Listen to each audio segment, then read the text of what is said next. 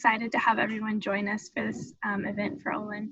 And also, if you have any questions, since we have a good many people on here, I would rather people stay muted and ask them in the chat window just so that we don't interrupt the author speaking. And I will voice those questions happily for Olin to answer.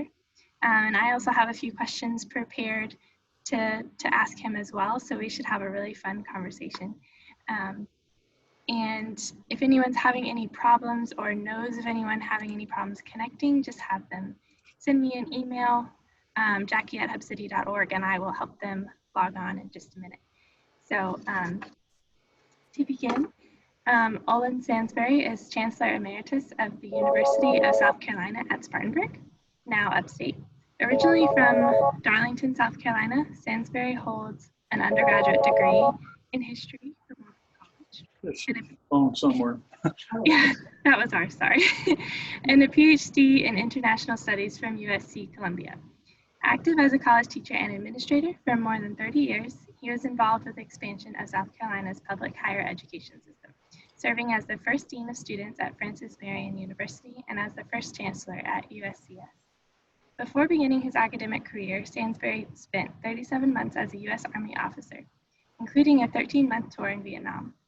He also had a brief stint in journalism, first as a reporter for the Florence, South Carolina Morning News, and later as a newsman and editorial writer for the Florence television station, WBTW. When he retired from USCS in 1993, Sansbury received the Order of the Palmetto from Governor Carroll Campbell. The next year, he joined the Greenville Symphony as executive director. During his tenure, the orchestra hired Edward Sickbell, its current maestro. Sansbury lives in Tryon, North Carolina, with his wife, Mary Ann Claude, a novelist. He offers courses in Wofford's lifelong learning program and posts regularly on his blog called Putting in My Shovel. We are so grateful to have you here tonight, Olin, and can't wait to hear about your book. Thank you, Jackie. I appreciate very much Pub City hosting this program, and it's very nice that they have a graduate of USC Upstate acting as the moderator to help us out. I regret that I couldn't do a launch of this nature in person. It's a lot, I think, more interesting sometimes to be able to have a greater exchange, but I'm getting used to this. I've done a class in the Wofford Lifelong Learning Program where we Zoomed, and it's a little different, but I think I can adjust to it pretty well. At the outset, of course, I want to express my deep appreciation to three women. I'm sure that they've all tuned in here. Nora Estheimer was my editor, who held me to just one page per sentence most of the time. I really wasn't that bad, but she certainly has made my memoir a lot more readable than it might have been. She operates Lister Books outside of Chapel Hill, North Carolina. Also, Kelly Loich was my copy editor and book designer. And if you've seen the book, you realize that she's capable of making a silk purse out of a sow's ear pretty well. She did a nice job for me. And the third woman, of course, is my wife, Mary Ann, whose encouragement and whose example as a writer emboldened me to try to produce this memoir. I really had never thought too much about doing a memoir.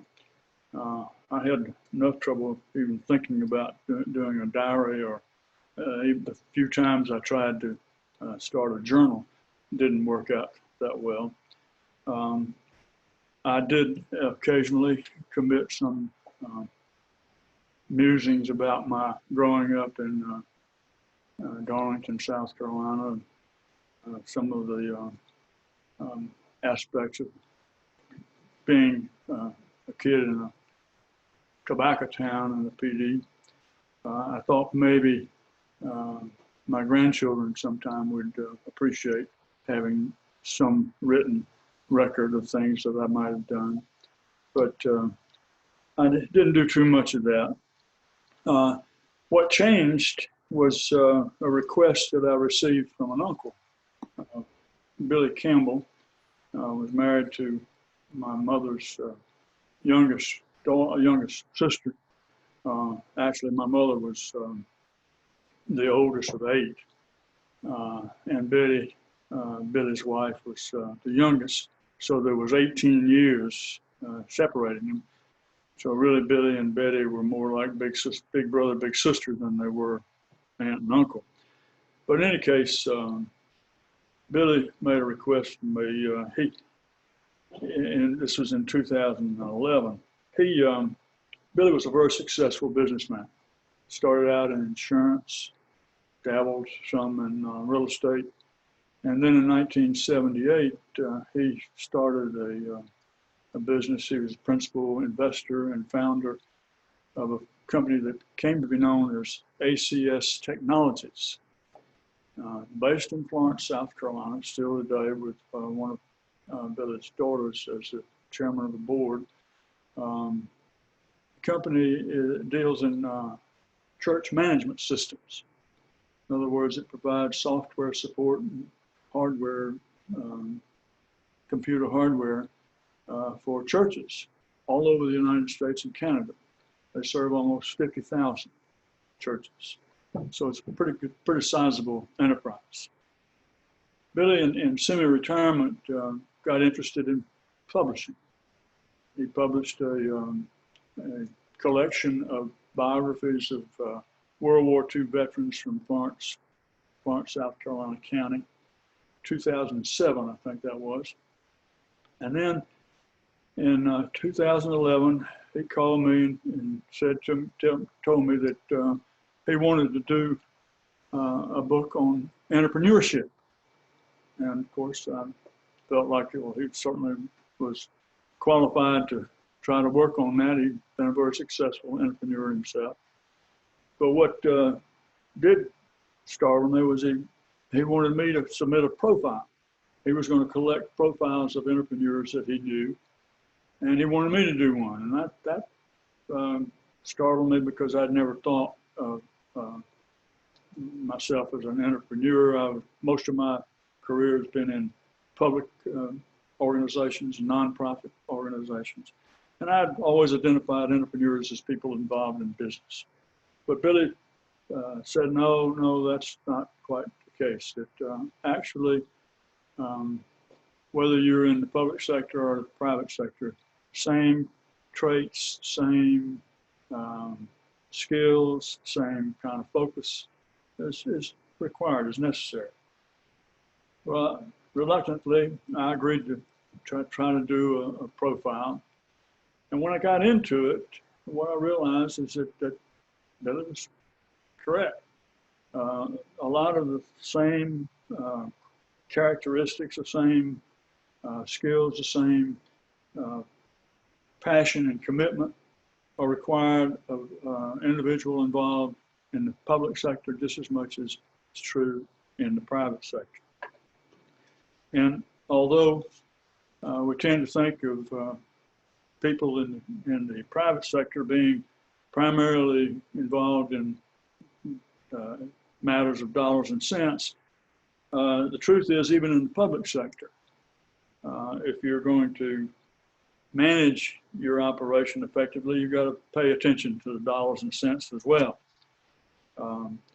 In fact, I would argue that in some cases, if you're talking about the problems of trying to get enough financial resources to support your activities, to support your enterprise, then sometimes I think it is more difficult for the entrepreneur in the public sector to raise funds or to make the case, because in some cases in the public sector, you're faced with greater issues of greater transparency, and you're faced with some representational issues.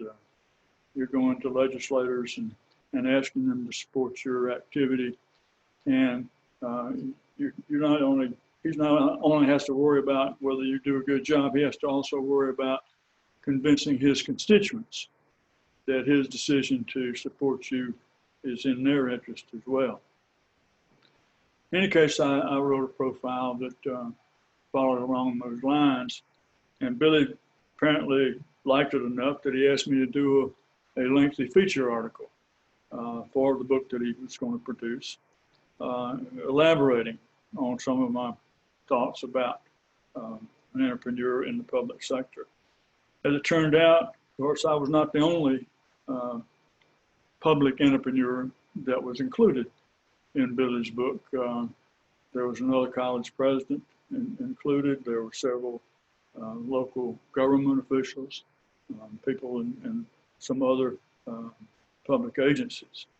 So it fit in with what he produced. He produced the book. It was out in late 2011, early 2012. In the course of doing this, in the course of preparing both the profile and the feature article, I reviewed some of the activities, some of the organizations, some of the personalities that I had been involved with in the course of my professional life. And I started to recognize that, you know, one of the major factors here, one of the major considerations in developing any kind of enterprise is the importance of working with other people. You know, sometimes we think of entrepreneurs in terms of they're charging off, leading, and everybody is going to follow no matter what. And I don't think that's actually the way the world really works. I think the world really responds better to efforts at collaboration, efforts at making everybody feel that they're a part of what you're trying to do. And I've tried to follow that kind of thinking in my own life, my own career. I'll be honest, sometimes I didn't quite stick to it the way I should have, but that was certainly my objective. And one of the other things that became evident to me in the course of putting these things together, the entire process sharpened my appreciation for the many contributions that different people made to my life as it went along.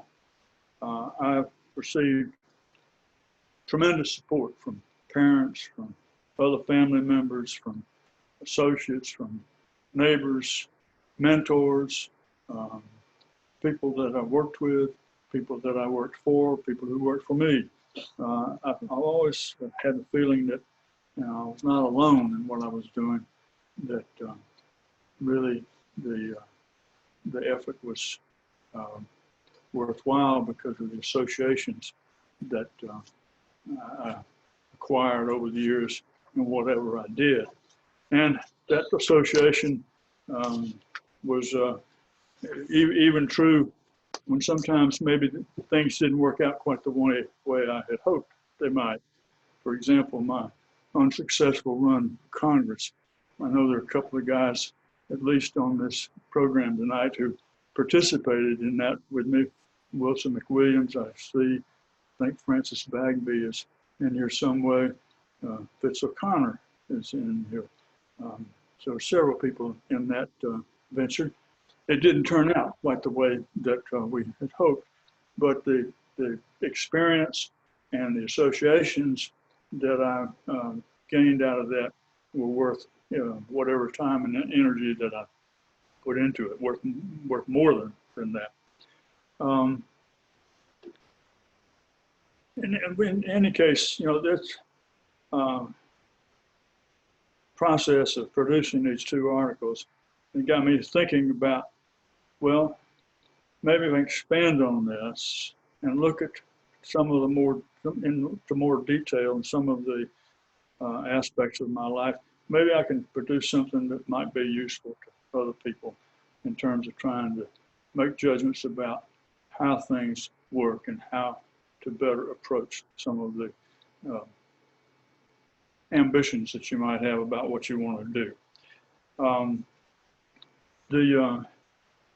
Writing the memoir, once I decided that's what I wanted to do, that turned out to be a little more difficult than I perhaps first thought.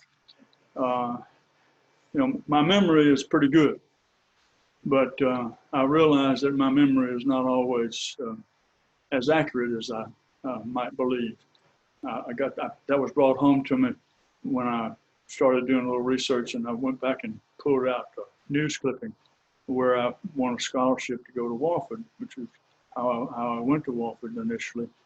I had somehow gotten into my mind that I had a full scholarship for that 1 year, that first year at Wofford. But when I did the little research and looked up the clipping, I found out that I had a scholarship for a little more than half of that 1 year. So obviously I had to start borrowing money from the Darlington Kiwanis Club a little earlier than I really had remembered. But in any case, I did have some scrapbooks, some news clippings, but the real assistance that I got in preparing a lot of information here was from people like Frida Davis at the USCS Upstate Library and her archivist staff, Susan Hodge Irvin, Ann Merriman, Mike Sanders, Bonnie Welenich. They were very helpful in leading me through a lot of the records and all that USCS that were useful in my preparing the memoir. Philip Stone at Wofford, the Wofford archivist, was very helpful. And Pam Hunter, the Greenville Symphony office manager, provided a lot of helpful research for me.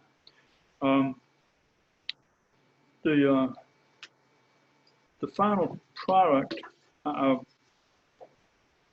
think, is pretty upbeat, pretty positive, but I will say that I felt obligated to put an epilogue, to add an epilogue to the manuscript, because many of the things that I feel like were very positive developments during my professional life, many of those things I think are somewhat at risk today because of some of the changes that have taken place in our society in the last 20, 30 years. The great technological changes, the globalization, some of the polarization in our politics.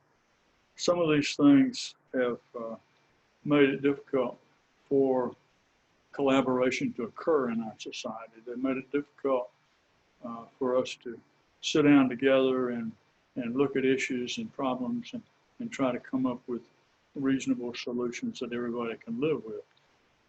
And that does bother me. That doesn't make me feel like that we've got to do something to reverse that situation. I don't believe we can maintain a democracy in a society where we're so bitterly divided that we can't address our problems collectively. I think I'd like to maybe read a couple of passages that may give you some indication of the flavor of the book. Going to read one related to my Vietnam time.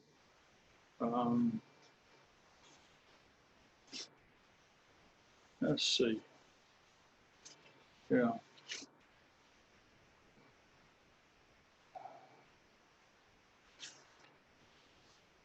Okay.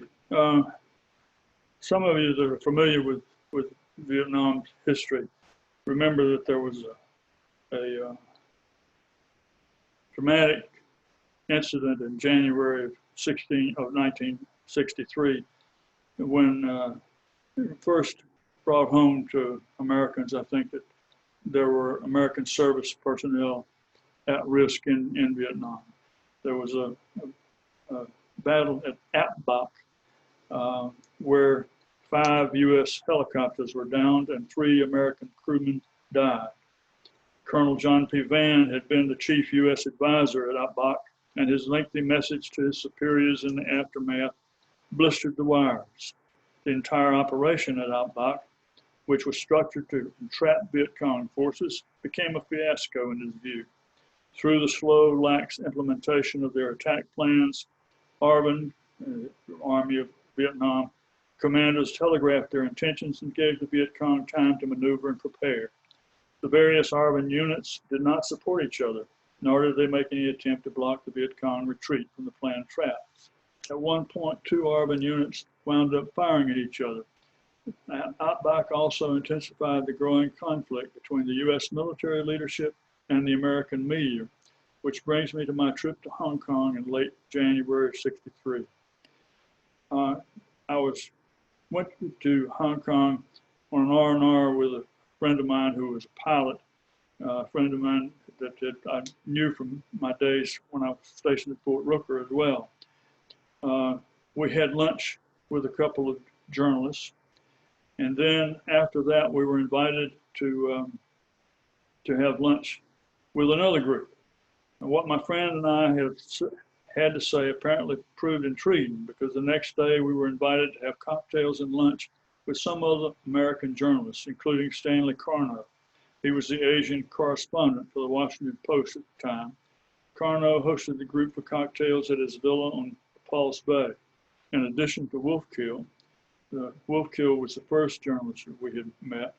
The other journalists included Jim Robinson, NBC's Hong Kong station chief, and Milt Olszewski, Life magazine photographer. After cocktails, the entourage San Carno had lunch on a floating restaurant in Aberdeen. Throughout the entire time, we were peppered with questions about U.S. efforts in Vietnam and about the effectiveness of the Diem regime in suppressing the Viet Cong. I do not recall every comment or point I may have made, but I do recall one glaring blunder. Expressing the opinion of many U.S. military personnel in Vietnam in 1963, I assured my host the Viet Cong could be licked, but only if U.S. military could take over fighting.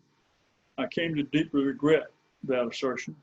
Fortunately, no one considered it noteworthy enough to record a report.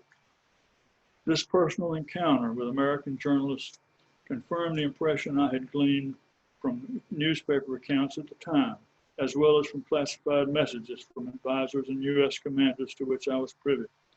Despite the later protests from U.S. government officials that the American media undermined our military efforts in Vietnam, this was not my perception at all. In fact, most of the U.S. military rank and file considered the press allies in their struggle to convince Americans' leadership of our existing strategy was not working. That passage includes several things that, several points like I hope I can make.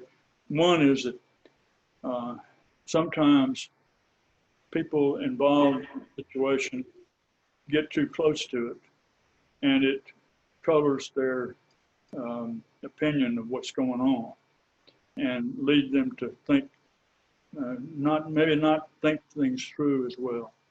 It was my impression that being in Vietnam at that time, later on I would study international studies in graduate school. I'd study a history of Vietnam. I'd learn more about the Sino-Soviet split instead of the Sino-Soviet bloc.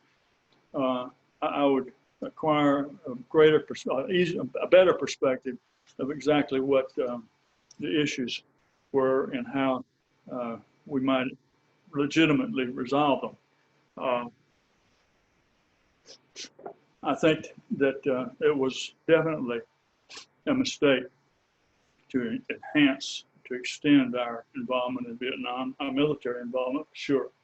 And it was also clear to me based on my experience there, that the American media, they were simply reporting what was going on. They were giving voice to both optimists and pessimists in Vietnam. It wasn't really their fault that the pessimists at the time were more in tune with reality. I think I'm more. Well, let's see. There's another item that,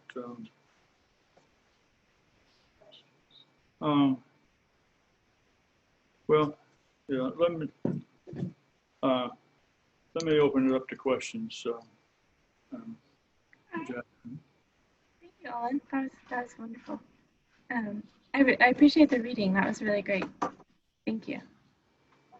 I wanted to ask a couple of questions. We don't have any from the audience yet, but I have a couple for you that I think will really help us out. So I'm going to start with a little bit about education first. We have a question about, you write about your tenure at USC Spartanburg, now USC Upstate, and working in the central office of the USC regional campus system. How important do you think the system has been to public higher education in South Carolina? I think the USC regional campus system is probably one of the best things that has happened to higher education in South Carolina.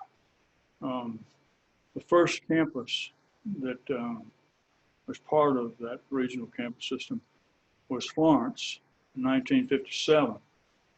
And at that time, there were only 5 public colleges in South Carolina. In fact, the tech system did not come into existence until I think it was 1961. So it was it was a barren desert in many respects. I mean, there were five schools. There was Winthrop that served only women. There was a Citadel that served only men. There was Clemson that had, in 1955, when I graduated from high school, that was the first year that Clemson allowed women in. It had been all male prior to that. USC Columbia was the only public or co-ed institution, except of course for the medical university, which was the 5th public institution. And it was strictly focused on medical, training medical doctors. I don't believe they even had, at that time, they even had a dental school. So the USC regional campus system gave a lot of opportunities to people in other parts of the state that were not served very well by the existing public institutions. You had first campus, like I said, was Florence, then Conway, Coastal Carolina. You had Lancaster and Beaufort. I think those are the first 3 that came along. That was before 1960. Then in the 60s, there were several added. Aiken was added. Union, I believe. Spartanburg, Sumter. Eventually, there were 9 campuses, and an indication of how critically important those campuses were. Of the 9 campuses, 2 of them today are independent state institutions: Francis Marion University, Coastal Carolina University. 3 others are 4-year campuses of the University of South Carolina: Spartanburg, Aiken, and Beaufort. So clearly there was a need. Clearly there was the need for those campuses, and the public had responded to them very well. And I think that in every case, the university has tried not to undermine private institutions in the vicinity. We certainly worked at that in Spartanburg, and I think that's still the case. Thank you, Olin. We do have a question from an audience member now. There's a question from Andy. A little bit about what you're talking about with the Vietnam optimists and pessimists. He asks, would you consider yourself an optimist or a pessimist, and why? Well, I was talking there and basically about being an optimist or a pessimist about what the United States was trying to do at that time. And I'll admit, when I tried to make earlier, that at the time I was there, I was very optimistic. I thought, oh, we can pull this out. Everything will work out fine. It took me a while. It took me some additional study. It took me opportunity to go back to Vietnam. In fact, I went back to Vietnam in 1967 to interview American servicemen for the TV station I was working for in Florence. And that experience gave me the opportunity to see what was happening in Vietnam between the time I had left in '63, the time I went back in '67. We had cranked up our involvement much more. It was just a totally different kind of situation. We had basically by '67 taken over the war, and that was just not what we needed to do. I'm an optimist in this sense.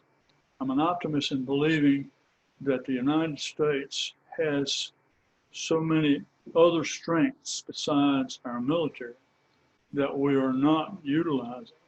We have so many strengths that could work in establishing better relationships with countries like Vietnam. And again, I'm going to talk about Vietnam, but I went back to Vietnam in 2003. See, Dwight Patterson and Willie Dwight was on that trip. And there were 8 of us that went back to just visit some of the places that some of us had been involved with when we were in service, or we had a couple of Red Cross, former Red Cross nurses there. But we went back to Vietnam and to see how the country had changed after no longer a war zone. And it was incredible. It was incredible to see just how much development had taken place, how much more prosperous the country was, and to see that there was no, at least we did not sense any great resentment of Americans there. So it seems like I have to be optimistic about the possibility that we can maintain relationships with countries in the world, some of whom we have some disagreement with. We can maintain relationships in a positive way and without the emphasis on the military. How about overall, Olin, like in how you approach life, would you consider yourself an optimist or a pessimist? Oh, I'm definitely an optimist. I don't see how I can be anything else. You look at the way my life has progressed. There's so many situations where I started out in one direction and things didn't quite work out. I wound up moving slightly different. I mean, when I went to Wofford, I had thought in terms of maybe entering journalism or maybe becoming a lawyer. And it went to the point where when I graduated, I got a job teaching in Woodbridge, Virginia, teaching 8th grade history and English, none of which I had not had any teaching preparation courses. They hired me to do that. But the reason I went there and took that job was because I wanted to go to law school at night. I enrolled at the University of Georgetown University Law School. I went for 2 weeks. Two problems developed immediately. One was that when I looked at how much money I was making and how much money it was going to cost me to go to law school, even at night, I realized that I had something like $7 or $8 left when I got through paying for my room and board and my car payment, whatever. I also realized that teaching was not a piece of cake. You didn't just stand up in front of students and pontificate for whatever, how many hours you might have. You really had to work at providing information to them in a manner and a fashion that they could understand and appreciate. So I decided, when I realized that, I decided to go ahead and resign from the teaching position at the end of the first semester and going into the Army. Stayed in the Army. I wound up being extended in the Army because of the Berlin Wall being put up. John Kennedy just extended everybody. Well, so I come out of the Army. I was still not sure exactly what I wanted to do. One of my mentors at Wofford told me about the International Studies program at Wofford, at USC Columbia. So I talked to somebody about that. Didn't have any money for me at that time, for that particular time. Of course, I had to find something to do for a year. I went to newspaper that I'd worked for some in high school. They hired me as a reporter, worked about a month there, and all of a sudden, the TV station, the local TV station, was going to move to a 30-minute evening show. This is in 1963 when all the networks went to 30 minutes. So I got a job there. So many things like that have happened in my life that have opened doors for me in ways that I had not contemplated at all. So there's no way that I could be anything but an optimist. Thank you. That question was also from Andy, but Ed has a question as well. It's a long question, so give me just a minute. When you were at USC Upstate, everything about that institution changed dramatically. One of the things I noticed during my experience with the university and with its students and graduates is how well the professors addressed and successfully met the needs of the kind of students you were serving. I'm thinking of people like John Edmonds and Richard Predmore and Nancy Moore, who's with us here tonight. I wonder how you're able to attract and retain the faculty members who contributed so much to the university's success. How I was able to? That's from Ed. Well, I hope that one of the ways we were able to do it is because we tried to respect them in terms of what the contribution they were making to the institution, and tried to, we knew that in many ways we were not in a position to financially reward them the way that they deserved. One of the difficulties that we had in the years I was there is that we never had from the state a upfront commitment that we were going to receive X number of developmental dollars to make things make things easy for us to hire new faculty, make things easy for us to add the coursework that we needed to have. We never had any kind of commitment like that. We had to rely on the Spartanburg County delegation, for the most part, to really use their political skills to get us as much money as they could. And there was a lot of competition for dollars at that point. But we tried to do our best there, and we did fairly well. But in working with faculty, when I came to Spartanburg, actually there were probably maybe 20% of the faculty had terminal degrees, had degrees that were, what you considered the absolute, the highest level. We tried to work with the faculty that we had there in helping them acquire the terminal degrees. We tried to follow that route rather than simply let people go if they didn't have the right level of certification. We just didn't feel that was the proper thing to do. We felt like that we wanted them to have a commitment to us. We needed to have a commitment to them. We tried to do that as best we could. And I think for the most part, it turned out pretty well. Thank you. We have another question from Andy, was kind of just a general question. What is the best decision you ever made, and what's the worst decision you ever made? Do you think? Best decision I ever made. You realize that that's a dangerous question. There's a lot of ways you can go with that. Yeah. Well, I guess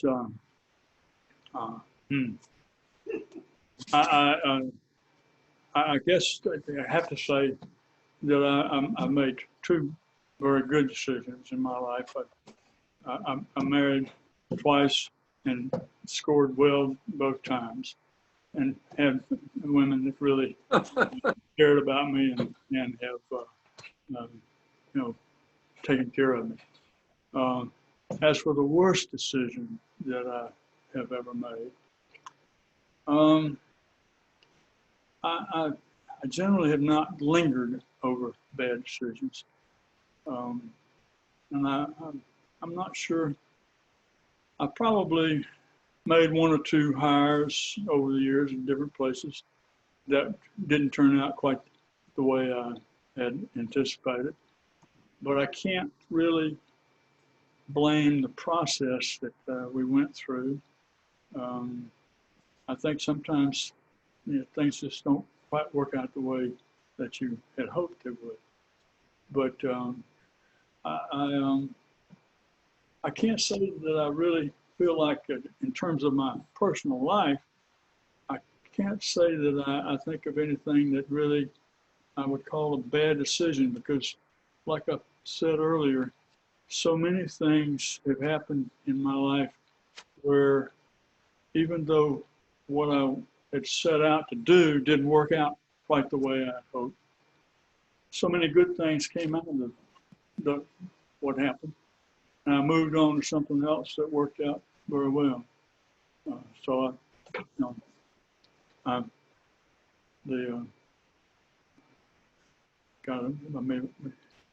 Hubert Humphrey was always so much optimistic. Maybe that's why I've always liked him so much. Thank you, Olin. I have someone who wants to ask their question out loud. Do you mind if I unmute someone real quick? That's fine. Okay, I don't know his name. He's just listed as iPad, so give me a minute. Go ahead. I think you're the latter. First of all, can you hear me? Yes. Oh, good. Congratulations on the wonderful book, which I think tells a wonderful story in a unique perspective. Only two questions, if I may. First of all, there was a very powerful statement in the introduction to your book that I want to just remind you and you a question. Most young men at the time viewed my military service as a legitimate obligation of citizenship. Now, you served in Vietnam. I served in Vietnam in 1999. If you were running the show in Washington today, and no one quite knows who is running the show, would you reinstitute some form of obligatory national service?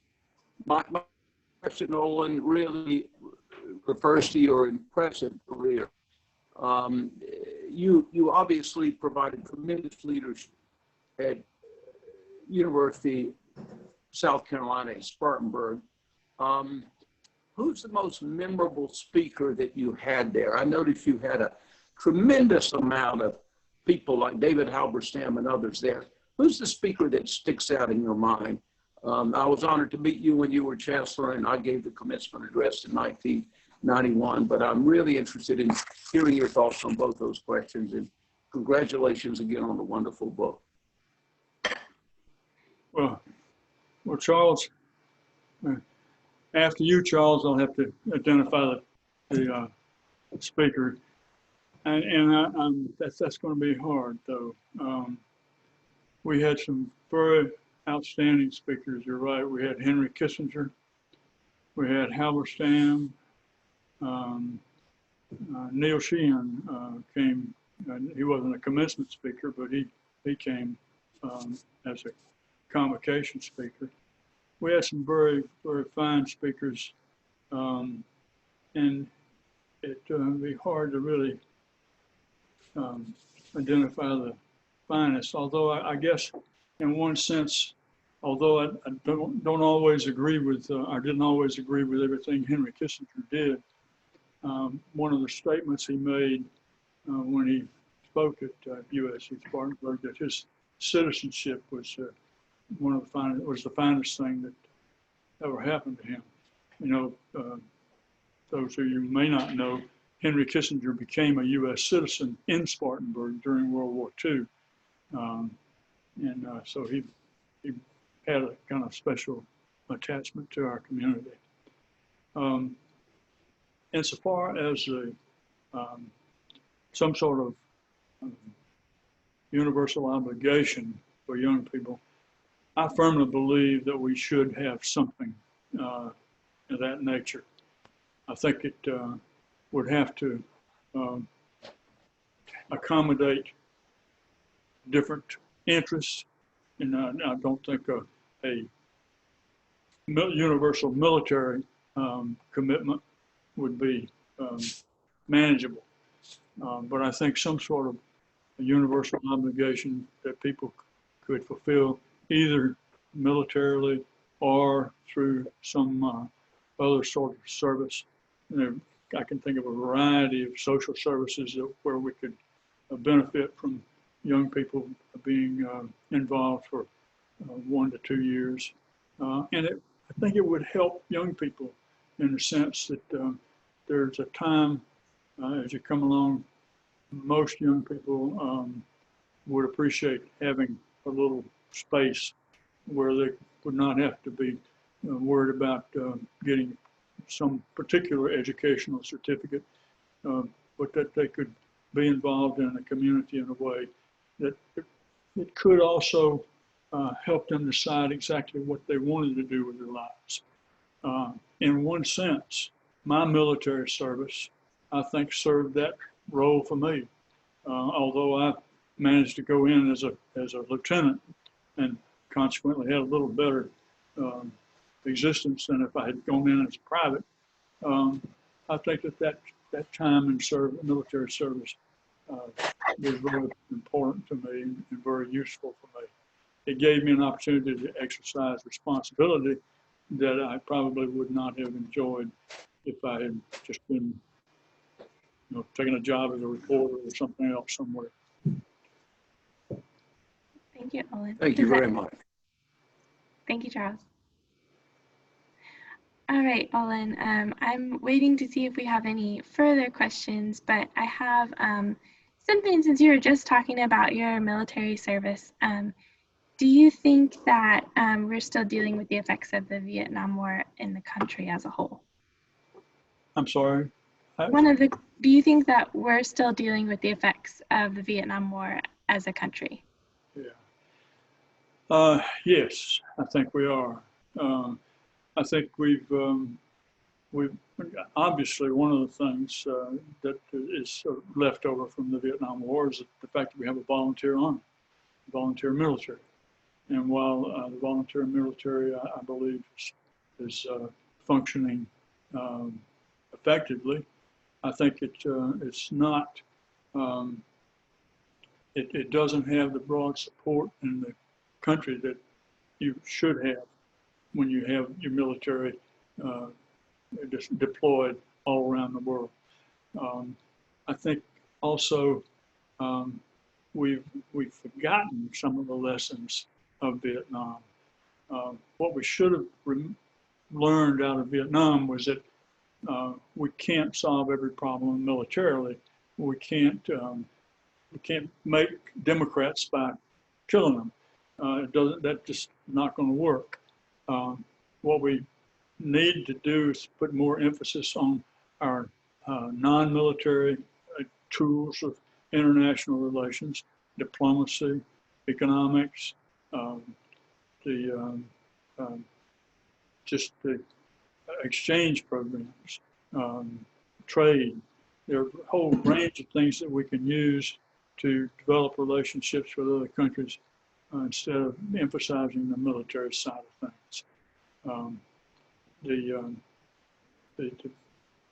The war carried over very strongly for about a decade or maybe 2 decades after we left Vietnam. But then gradually, after the collapse of the Berlin Wall and the collapse of the Soviet Union, I think we've kind of fallen back into the trap of thinking that we need to police the world, not negotiate agreements with the rest of the world, but somehow use our military to extend our influence. And that, I think, is an unfortunate direction. It's ironically, some of the things that Donald Trump says about our international involvement, correct, but his manner of going about it is what leaves something to be desired. And it may, in fact, if we're not careful, may in fact leave us with some bad situations for future leaders to try to take care of. Thank you. We have another question from an audience member. And then after that, we'll probably be just about wrapping up. So Wilson asks, how will the state government's lack of financial support to state colleges and universities affect higher education in South Carolina? Well, the main effect is that South Carolina has some of the highest tuition fees as public colleges and universities of any state in the union, not just the Southeast, but any state in the union. It's just not, can't say not fair, but it's not right if you are counting on an educated population to carry you through your economic development desires, then you shouldn't be charging such a high tuition fees. Part of the problem, of course, legislatures have been reluctant to impose taxes on anything. I mean, we just now, a year or two ago, finally raised the gasoline tax after everybody got tired of their teeth being rattled every time they drove down the road. We've got a similar kind of problem, I think, with our education system. We also put in a property tax change that limited what local school districts could do in the way of property taxes for K through 12. We've just not paid enough attention to the needs of our whole education system if we want it to be productive, we want it to be preparing our students for the future. And we need to pay more attention. We need for the institutions at the same time to also pay more attention to how they spend the money. There's some things that they do that they could, not spend as much on. One of the ironies here is that we have an education lottery. And part of that education lottery, part of the idea was that we put that money into scholarships for students going to different, they can go to private schools as well as public schools. But we've not kept the flow of money to the institutions. We've not kept that going. We've instead decided to put the emphasis on scholarships. Most of it funded by these lottery funds. The trouble with that is that the institutions don't get that money unless they raise tuition. When they raise tuition, the student that's got the scholarship, it doesn't bother them too much. But not all students have scholarships. So you wind up really putting a greater burden on the average student. And so it's gotten to be a really convoluted situation. And I think somewhere along the line, the state's going to have to sit down and decide whether or not education is really something that is important to the state. And we've got to straighten out the finances of it. Thank you, Olin.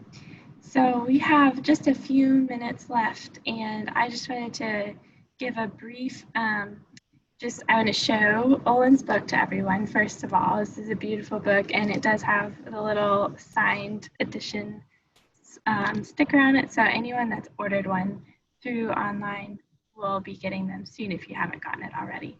Are there any, we have also a few thank you notes in the chat, Olin, from Andy and Wilson. And Ed Epps, I'll say thank you and congratulations. And is there any closing statements or anything that you'd like to offer?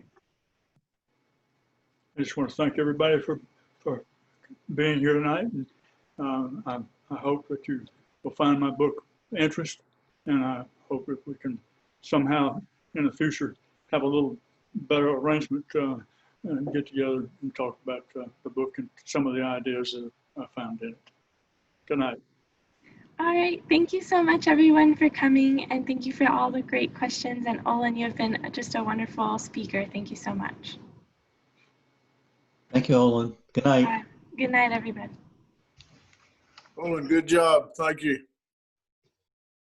Thank you.